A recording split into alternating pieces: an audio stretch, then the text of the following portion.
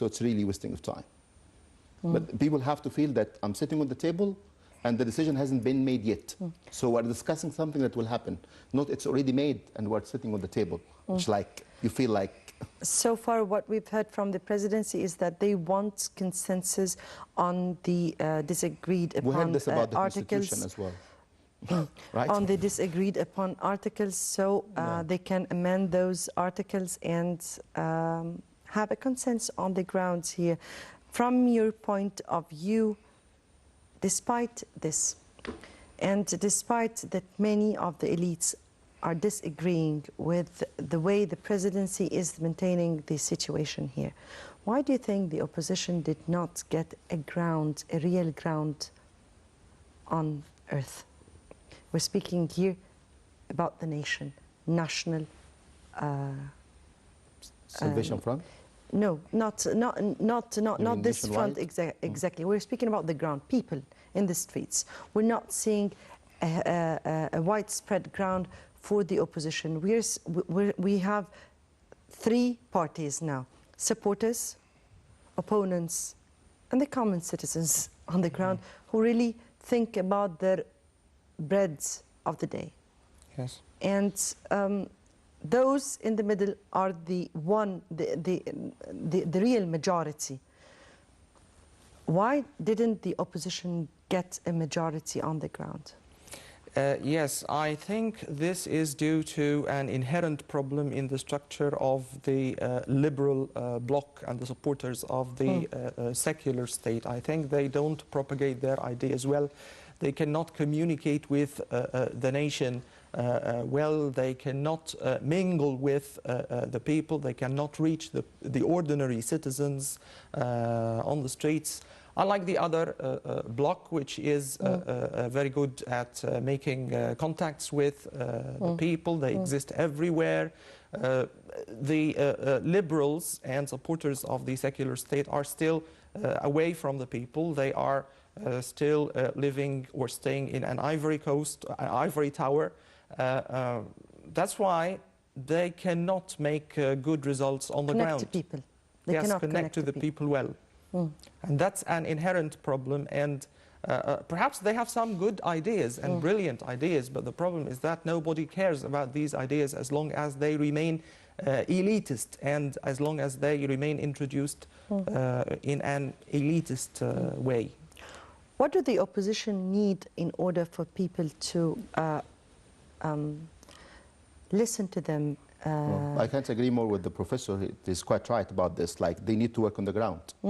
Like, they need to reach people. Or do they need a vision, a real vision towards the future, which they can translate it into facts for people, for the common people, No, and say that we are seeing the future like 1, 2, 3, these are the solutions for the situation we are in, and translate it into facts for the people? Egypt, like, it's got very different situation. Like, it's not like the citizen in France or in America, like they think and analyze and then they vote. So in Egypt, we have a different type of voters. So for the liberals, they have to really work on the ground with those type of voters so that they can really know who they are. So Hamdin Sabah is very good at this. He's very popular, so he's good at that. Baradei is not like, is more intellectual than Sabahi, but I think they are gaining ground these days. The more the Muslim Brotherhood fail, the more they succeed. So it's kind of like people look at those people and think, no, they are doing very well. The economy is going bad, so we'll belong to those people. Maybe it will be like vindictive. Later on, they will vote for the other opposing parties because the Muslim Brotherhood are failing. So Muslim Brotherhood are in hot water, so they really have to work hard to change the situation, especially the economic one. Otherwise, they will actually fade from the political scene. Dr. Saleh, again, after the ratification of the Constitution, from your point of view, what are the options of the opposition rather than a dialogue that would end in some fruits here? The opposition has no option but to accept the results of the referendum. Nobody can deny that it was a democratic referendum, and a majority of the people supported the draft of the Constitution. We're speaking here about 30% of the eligible voters who went to vote Yes. 10 million said no and 7 said, But it pardon, 10 said yes. 10 said yes and 7 said no. We're speaking about a marginal acceptance for the Constitution. Yes. We're speaking about 30% from the eligible voters. So, yes, but yes, it was everybody democratically was processed. invited to go and cast their ballots. Yes, yes, it was the choice of the people, yes. It was the choice of the people to go or to boycott. But generally speaking, we have to respect the results of the referendum, despite the fact that there were some minor irregularities in the process of voting. But I think these irregularities don't affect the overall result of the referendum. So the opposition does not have any other alternative but to work peacefully according to this constitution and try to use or employ the mechanisms that are there in the constitution in order to vie for seats in the next legislative elections and try to change things in a democratic way. You mean here that they have to change the direction towards the upcoming parliamentary elections, in which they have to be a majority, or at least have a voice heard, so they can make any kind of change? Yes, that's right. They have to participate and participate strongly and try to make campaigns across the country and so on and so forth, and try to play the democratic game according to its rules and regulations. This is the only viable option in front of the opposition. In the meantime, yes, for at least. And because also the political impasse has already put its toll on the country. Instability, political instability, economic instability, and that already reflected on the country from many sides.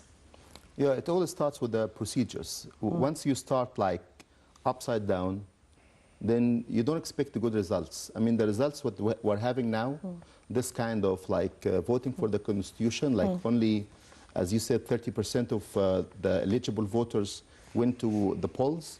So actually explains how people are very much frustrated about the whole situation.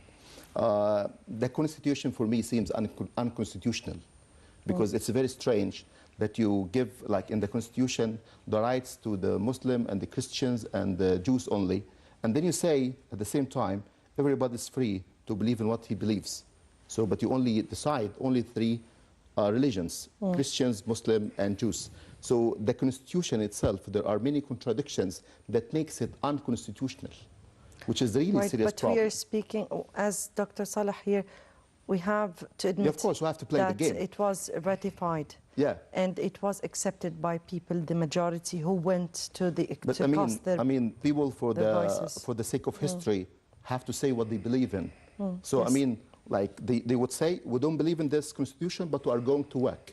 Yes. So the opposing front, until we can amend it. exactly. So they Yes. have to work with the government, this one or the other one, but they have to declare that this Constitution is unconstitutional. It does not actually give everybody the right. One very strange thing in this Constitution is that it says society had the right to observe people's behavior, which is very like ironic. Like, and this will open the door for like. You mean here the extremist government and the groups. society? Yeah, the extremist group will actually can go now and tell us, we don't like what you are doing, so we don't like your behavior, so we're going to amend it. Very strange. I mean, how can this be put in a constitution that's supposed to be after a revolution? So what kind of revolution it is? I don't know. Very strange. Just to end up our segment here, and let me ask you, how can we see a breakthrough? Oh, it was a difficult question. How can we see a breakthrough? We need this difficult question to be answered. We need it, because we need to put solutions, not just to put the obstacles and... Yes, I think all of us realize that there is a very grave economic situation that Egypt is passing through. We have to realize that everybody has to bear the historical responsibility, whether it is the ruling party or the opposition. Everybody has to share the responsibility. Everybody has got to pay attention to the very serious economic situation, we have to make concessions. We have to reach common grounds. We have to serve the high interests of our nation, of our country. We have to stop thinking of our own limited interests alone. That's high time we started paying attention to the interests of the whole country, not just of our own parties or our own groups, and so on and so forth. I think if we all think this way, we are going to create the required consensus, and we are going to pass that very critical stage of the history of our nation. You mean here, stop playing politics, play it for the country? Yes, stop playing politics for the interests of your groups, your parties, your small circles. Right. Yes, but it's the interest of the nation that is at stake. And the interests of the nation, which is at stake, really. That's right. Is our main concern here. Dr. Sherif A Rizk from the Global Council of Trustees of the United Religion Initiative. We thank you very much for joining us. Thank you. And Dr. Osama Saleh, Professor of Political Science, Cairo University. Thank you, gentlemen, for being with us. Happy New Year. Thank you. Okay. You too.